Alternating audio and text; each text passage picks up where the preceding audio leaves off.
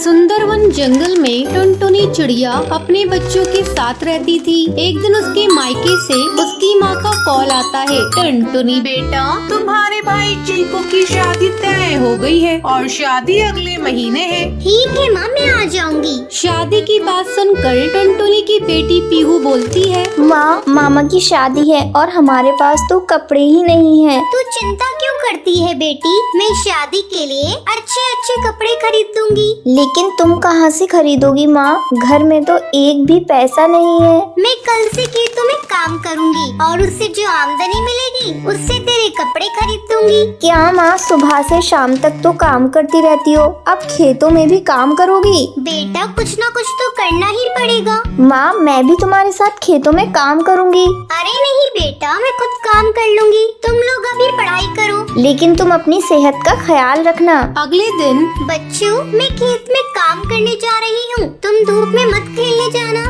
माँ, मैं तो खेलने नहीं जाऊंगी, लेकिन गोलू मेरी बात नहीं मानता। कैसे नहीं मानेगा, मैं उसे अभी समझा देती हूँ। देख गोलू, तुम धूप में मत खेलना। ठीक है माँ, मैं नहीं जाऊँगा, आप जाओ। टुनटुनी के खेत में काम पर जाने के बाद पीहू, मैं खेलने जा रहा हूँ, अगर तूने माँ से चुगली की तो मैं तुझे बहुत पीटूंगा। तुझे माँ ने मना किया था ना, तो फिर क्यों खेलने जा रहा है? रुक, मैं माँ को अभी बता कर आ रही हूँ। ठीक है, तू जा बताने, मैं चला खेलने।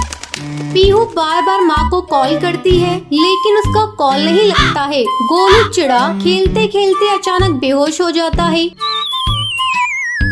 गोलू का दोस्त उसे घर लेकर आता है। पीहू दीदी, देखो गोलू को क्या हो गया। मुझे गोलू को नहीं देखना, मैंने तो मना किया था, फिर भी ये धूप में खेलने गया। धूप लग गई होगी, अब भुगते। माँ ने भी इसे बहुत समझाया था, लेकिन इसने माँ के प्यार की भी लाज नहीं रखी। चलो इसे बेड पर सुला दो। हेलो माँ, देखो ना माँ, गोलू बेहोश हो गया है। ये तो क्या कह रही है, मैं घर जल्दी आ रही हूँ। टुनटुनी तेजी से उड़ते हुए आती है। माँ देखो ना, मैंने बहुत मना किया था, लेकिन ये जबरदस्ती चला गया था। ठीक है बेटा, तो चिंता मत कर, गर्मी की वजह से ये बेहोश हो गया, मैं इसका ध्यान रखती हूँ। तू जाकर खाना बना ले। माँ मुझे माफ कर दो, तुम्हारे इतना मना करने पर भी मैं धूप में खेलने चला गया, लेकिन मैं कभी भी धूप में खेलने नहीं जाऊँगा। शाबाश मेरे बेटे, तूने बहुत अच्छी बात कही। ऐसे ही काफी साल गुजर जाते हैं। अब गोलू और पीहू बड़े हो गए थे। एक दिन गोलू टुनटुनी के पास आता है। माँ, हमें ये घर बेच देना चाहिए। कैसी बात कर रहा है बेटा, ये तेरे पापा की आखिरी निशानी है। मैं मरते मर जाऊंगी, पर ये घर कभी नहीं बेचूंगी, कभी नहीं बेचूंगी। ठीक है माँ, मैं देखता हूँ तुम ये घर कैसे नहीं बेचती हो। गोलू, तू मेरे प्यार का नाजायज फायदा उठा रहा है, तुझे जो करना है कर ले, पर मैं ये घर किसी भी कीमत पर नहीं बेचूंगी। ठीक है माँ, तुम इस हौसले में रहो, मैं जा रहा हूँ।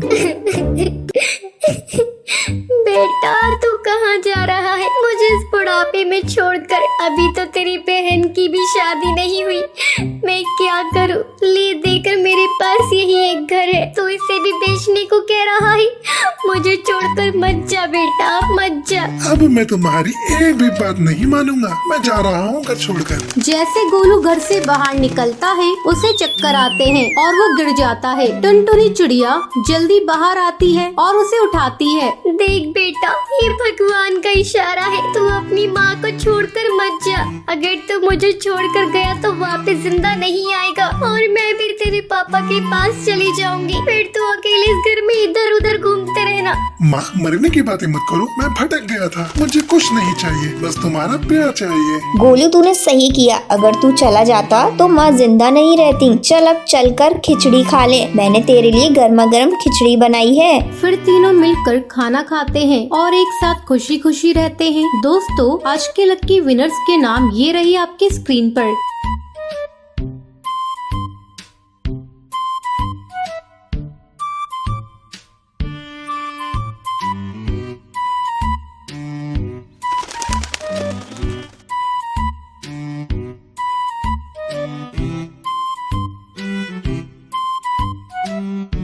आज का सवाल ये है, टुनटुनी के मायके में किसकी शादी थी? अगर आपको पता है तो आप हमें कमेंट करके जरूर बताएं। अगर आपको ये वीडियो पसंद आई हो तो इसे लाइक और ऐसी कहानियाँ देखने के लिए मेरे चैनल को सब्सक्राइब करना ना भूलें। सुंदरवन जंगल में भूतिया फिल्म की शूटिंग के ऑडिशन चल रहे होते हैं। डायरेक्टर बबलू तोता अपनी हीरोइन टूनी चिड़िया और अपनी पक्षी टीम के साथ जंगल आता है। टूनी चिड़िया डायरेक्टर से कहती है, मैंने बोला था हम हॉरर मूवी की शूटिंग कहीं और कर लेते हैं। यहाँ पर देखो कितना पॉल्यूशन है, मेरी स्किन खराब हो जाएगी। बबलू तोता टूनी चिड़िया से कहता है, मैम ये जगह काफी अच्छी रहेगी हमारी शूटिंग के लिए, एकदम हॉरर वाला फील आएगा, बस हमें जल्दी से हमारा हीरो मिल जाए। तभी वहाँ पर बहुत से मॉडल अलग अलग जंगल से ऑडिशन देने के लिए आते हैं। तभी जंगल का एक कौवा जिसका नाम कालू था वो भी टोकन लेकर ऑडिशन देने के लिए खड़ा हो जाता है। सबसे पहले मोंटू कबूतर नाम का लड़का ऑडिशन देने के लिए आता है। जा सिमरन जा, जी ले अपनी जिंदगी। बारी बारी सब पक्षी ऑडिशन देते हैं। तभी कालू कौवा आता है।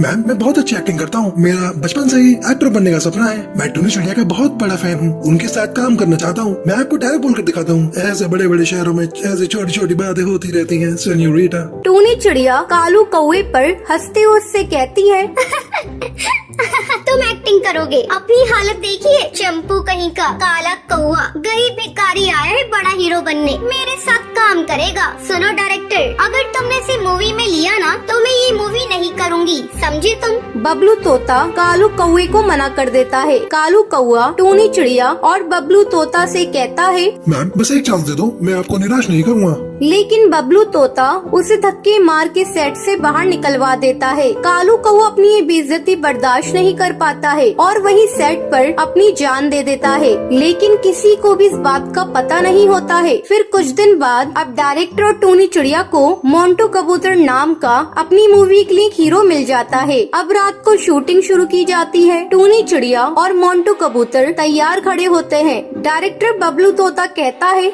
Light camera action. टूनी चिड़िया मोंटू कबूतर से कहती है, एक चुटकी सिंदूर की कीमत तुम क्या जानो मोंटू बाबू, ये हर चिड़िया के सर का ताज होता है, एक चुटकी सिंदूर। तभी आवाजें सुनकर कालू कौवे की आत्मा जाग जाती है। वो शूटिंग देखकर कहता है, शूटिंग चल रही है, मैं भी एक्टिंग करूँगा। जब वो टूनी चिड़िया और बबलू तोता को देखता है उसे गुस्सा आ जाता है। अच्छा ये वही फिल्म है जिससे मुझे इस टूनी चिड़िया और डायरेक्टर ने निकाला था, अब देखो मैं क्या करता हूँ। कालू कौवा मोंटू कबूतर के शरीर में घुस जाता है, उसकी आंखें लाल हो जाती हैं। वो टूनी चिड़िया के पंख पकड़ लेता है और उससे कहता है, ए डायन मक्कार चिड़िया, तू इतनी चालाक है ना, तू अपने आप को समझती क्या है, मुर्गी परी, देखी है अपनी शक्ल कभी आईने में, तेरी वजह से मैं मर गया। मैं तेरे आगे कितना गिड़गिड़ाया, भीख मांगी, लेकिन तूने मुझे मना कर दिया। टूनी चिड़िया ये देखकर डर जाती है और चिल्लाती है, बचाओ मुझे, कोई मुझे बचाओ, छोड़ो ना मोंटू कबूतर, ये क्या कर रही हो, बबलू तोता बचाओ ना मुझे। बबलू तोता चिल्लाते हुए टूनी चिड़िया से कहता है, मैं क्या करूँ, तुमने ये तो कालू कौवे का मजाक उड़ाया था, इसे मूवी में लेने के लिए मना किया था। टूनी चिड़िया कालू कौवे से कहती है, सुनो, तुम्हें मेरे साथ काम करना था ना, मैं तुम्हारी हीरोइन बनने को तैयार हूँ, चलो हम दोनों एक्टिंग करते हैं। ये सुनकर कालू कौवा बहुत खुश होता है और बबलू तोता से कहता है, चल जल्दी से लाइट कैमरा एक्शन बोल। बबलू तोता डरते हुए जैसा कालू कौवा कहता है वैसा करता है। अब कालू कौवा टूनी चिड़िया के पंख पकड़कर उससे कहता है, ए जाने मन, मैं तुमसे बहुत प्यार करता हूँ, बोलो ना तुम मुझसे प्यार करती हो या नहीं। टूनी चिड़िया डरते हुए कालू कौवे से कहती है, हाँ कालू कौवे, मैं तुमसे बहुत प्यार करती हूँ, मैं तुम्हारे बिना जी नहीं सकती। अब कालू कौवा टूनी चिड़िया के साथ डांस करने लगता है। धूप से निकल के छाँव से फिसल के हम मिले जहाँ पर लम्हा थम गया, आसमां पिघल के शीशे में ढल के जम गया तो तेरा चेहरा बन गया, दुनिया भुला के तुमसे मिला हूँ, निकली है दिल से ये दुआ, हाँ रंग दे तुम है गेरुआ, राजे के दिल से है दुआ।